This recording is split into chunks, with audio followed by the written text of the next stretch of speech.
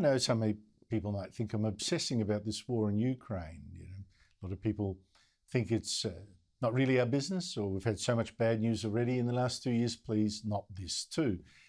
But in some ways, I fear that we are seeing the first big battle of what could be World War III.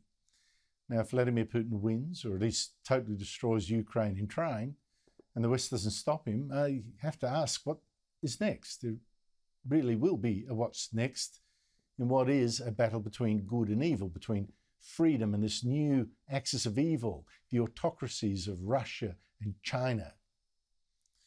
And if we're going to win, well, if we don't? You imagine what China might think, All right, the West can't stop Russia invading Ukraine. Well, they're sure not going to be able to stop the much bigger China, this massive army, from invading Taiwan, will it? And crushing anyone who stands in its way. And what would we then need to find in ourselves to fight, if we must, as the Ukrainians have, with courage, with pride in country, and fought like heroes of old, macho men, quite often as well. Joining me is Brendan O'Neill, political editor of the online magazine Spiked. Brendan, thanks for your time. Do you think the men in Britain or Australia or Canada would fight like the Ukrainians we're now seeing as well if we were faced with an overwhelming army? I don't think so, sadly. And I think actually the contrast over the past couple of weeks between the frivolous woke West and serious Ukraine, I think you couldn't have asked for a starker contrast between two different types of culture. And, here in the West, we teach young people to be scared of certain words, to hide in a safe space. Apparently, even reading Shakespeare can be bad for you. It can trigger terrible memories and make you suffer from post-traumatic stress disorder. While over in Ukraine, young people are queuing up for guns and making petrol bombs to throw at an invading enemy. Even the military here in the West has lost the plot. In the exact week that Russia invaded Ukraine, we had the Ministry of Defence here in the UK, we had its LGBTQ wing tweeting about pansexuality. We've heard that there is a new movement in the British Army for vegan uniforms because some soldiers feel offended by wearing animal skin and so on.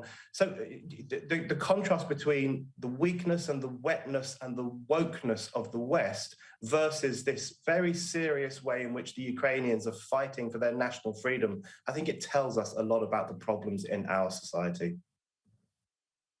I'm also wondering whether we're having the patriotism beaten out of us by this constant, sharp eye for the faults in the past. Every nation has faults.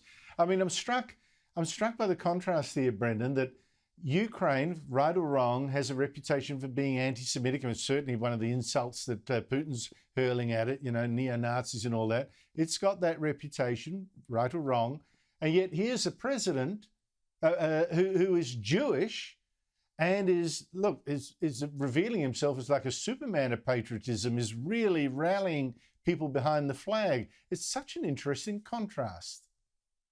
Oh, very interesting. And we absolutely have had the patriotism beaten out of us in some Western countries.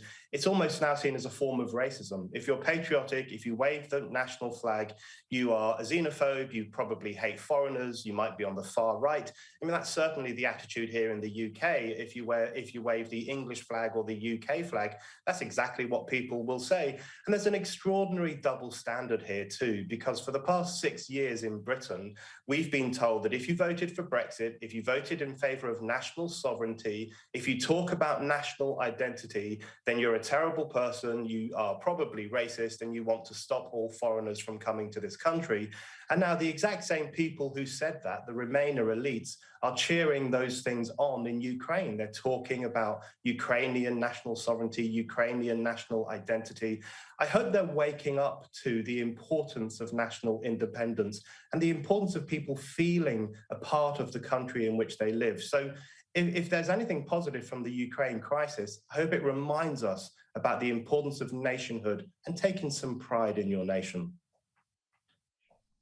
Yeah, I think too many in the left, particularly in a country like Australia, Britain's slightly different. They tend to have treated this country like it was a hotel rather than a home.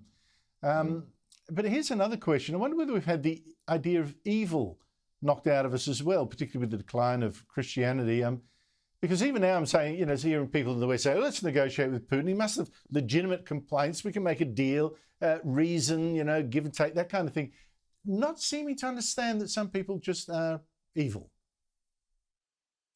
Yeah, I think I've been really worried about some of the discussion around Russia's invasion of Ukraine. And, you know, I'm one of those people who actually thinks there was a problem with NATO's eastward expansion. I agree with someone like George Kennan on this. And even Margaret Thatcher was not a big fan of NATO expanding ever more eastward. There's a problem there. But the idea that this is NATO's fault, the idea that we poked the bear and therefore what do you expect? Of course, Russia was going to do this.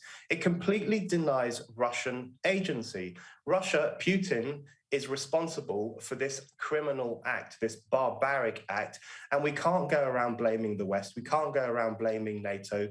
And I think it's a folly to say that the Ukrainians should lay down their arms and agree to become some kind of neutral state, which they don't want to be. And they should, basically what some are saying is they should surrender and give in to Russia. That would be a disaster. No one wants war. War is terrible. But people in Ukraine clearly feel that it's really worth fighting for their freedom and their national rights. And I think we should support them on that rather than saying, let's talk to Russia and listen to Russia's concerns. And Neil, thank you so much for your time.